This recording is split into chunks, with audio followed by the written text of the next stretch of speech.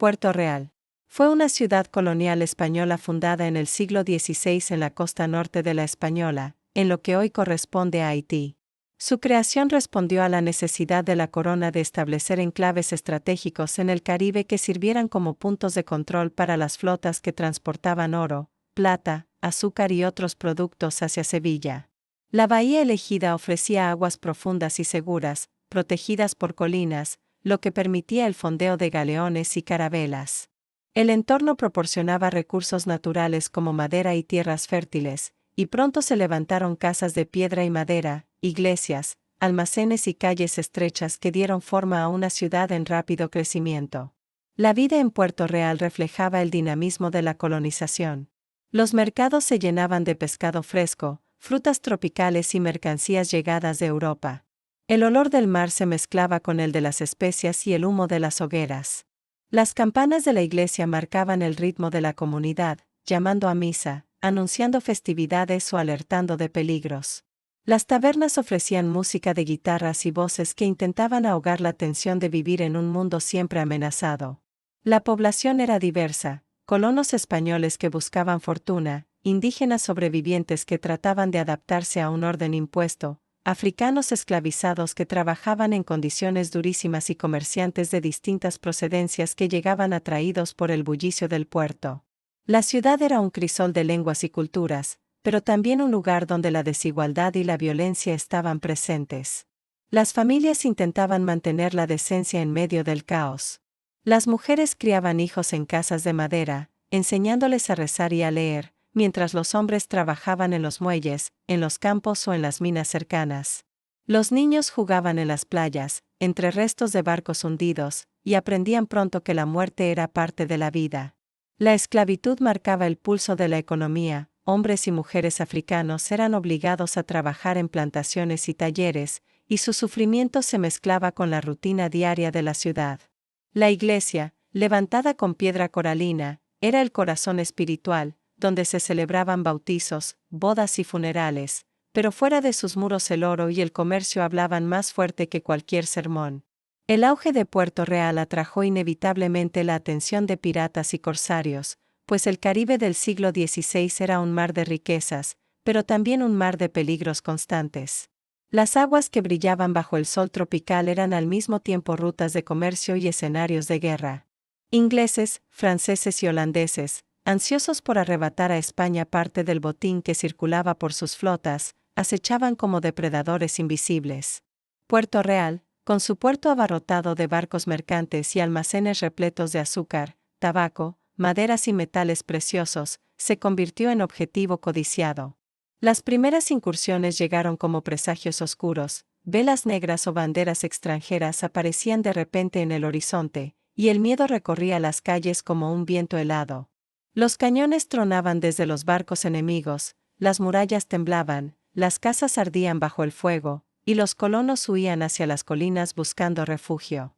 Cada ataque dejaba cicatrices profundas, muros derrumbados, barcos hundidos en la bahía, familias destrozadas por la violencia. La ciudad resistía con valentía, pero cada victoria era costosa y dejaba tras de sí un silencio cargado de dolor. Los piratas no solo saqueaban las riquezas acumuladas, también sembraban terror en cada rincón. Entraban en las tabernas con espadas desenvainadas, arrasaban los mercados, se llevaban provisiones y prisioneros, y dejaban tras de sí un eco de gritos y llanto. El puerto se llenaba de humo, el aire se impregnaba de pólvora, y el mar se teñía de sangre y restos de madera flotante. La piratería no era únicamente violencia externa, también era corrupción interna que corroía la ciudad desde dentro.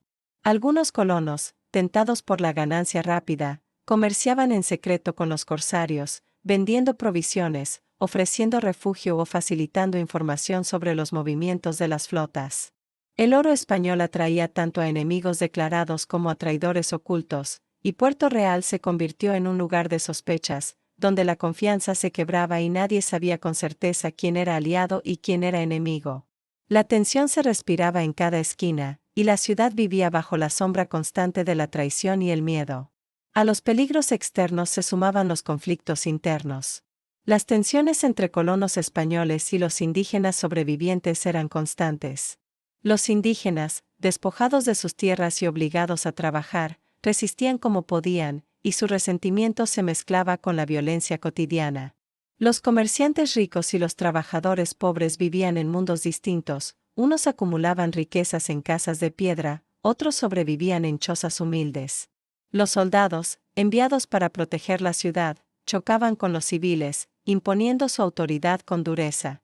Las disputas por el poder local eran constantes, gobernadores, capitanes y alcaldes se enfrentaban por el control del puerto, las rutas y los impuestos. Puerto Real era un lugar de oportunidades, pero también de rivalidades y traiciones. La esclavitud añadía otra dimensión de conflicto. Los africanos traídos a la fuerza trabajaban en condiciones inhumanas, y su sufrimiento era parte de la vida cotidiana. Algunos intentaban escapar, otros se rebelaban, y sus luchas se mezclaban con las tensiones de la ciudad. La violencia era parte del orden, y la esperanza de libertad se apagaba en cada jornada. Con el paso de las décadas, la situación se volvió insostenible. Los ataques piratas se intensificaron, los conflictos internos se agravaron y las rutas comerciales comenzaron a cambiar. La importancia estratégica de Puerto Real disminuyó y los colonos empezaron a marcharse hacia otros puertos más seguros. Las casas se cerraron, las calles se vaciaron y la ciudad perdió su vitalidad. La iglesia dejó de sonar sus campanas, los mercados quedaron desiertos y los barcos desaparecieron de la bahía. El mar, que había sido fuente de vida, se convirtió en amenaza constante. Puerto Real terminó abandonada. Sus muros de piedra coralina se desmoronaron con el tiempo, las calles se cubrieron de hierba y las casas se convirtieron en esqueletos vacíos. El puerto, antaño lleno de velas y mástiles, se transformó en un silencio de aguas tranquilas. El viento recorre las ruinas como un fantasma, llevando consigo los ecos de voces que ya no existen. Caminar por el lugar es adentrarse en la memoria de un mundo desaparecido, escuchar los ecos de las campanas, imaginar el bullicio de los mercados y sentir la sombra de los piratas en el horizonte. El legado de Puerto Real es el de una ciudad que simboliza la ambición española en el Caribe, la violencia de la piratería y la fragilidad de los sueños coloniales. Es testimonio de cómo los hombres pueden levantar ciudades en lugares remotos, pero también de cómo el tiempo, la guerra y la traición siempre terminan por imponerse. Puerto Real recuerda que la riqueza es efímera, que el poder puede desmoronarse y que las ciudades pueden morir. Al mismo tiempo, conserva la memoria de quienes vivieron allí, de su coraje y su esperanza, de su capacidad de crear en medio del caos. Así concluye nuestro viaje por las ruinas y las memorias de un pasado que aún respira entre piedras y silencios. Puerto Real, como tantos otros lugares olvidados, nos recuerda que la historia nunca muere, permanece esperando a ser contada, a ser escuchada, a ser comprendida. Si este relato te ha hecho sentir la fuerza del tiempo y la fragilidad de los sueños humanos, acompáñanos en más exploraciones, porque cada ciudad fantasma guarda una lección y cada ruina es un eco que merece ser recordado.